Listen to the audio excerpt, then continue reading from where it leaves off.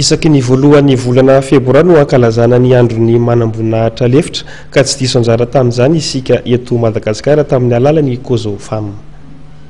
Fampakarana ny fanevam-pireneny narahana fanolorana gisana solom-body akoho ho an'ny jeneraly lehiben'ny etamazony jeneraly nitafika malagasy no nanomboana ny fotoana omaly alahady nandritra ny androny manam-boninahitra lefitra eo anivon'ny tafika malagasy ka ny adjudant major Ramanantsoa Arthur izay filoam-boninahitra ny COSOFAM no nitondra ny teny fiarabana sy ny firaren-tsoma.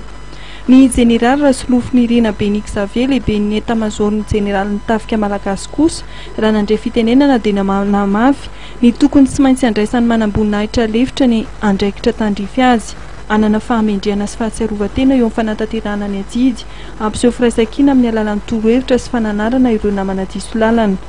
Nampatsiahivin'ny jeneraly lehiben'ny etamazony jeneraly nitafika malagasy fa ny manam-boninahitra lefitra dia ratsana iray ao anatin'ny tafika malagasy ka sy diso anjara ihany koa amin'ilay vinana petrany manao hoe tafika mendrika sy manana tamberina didy eo amin'ny vahoaka sy ny fireneny.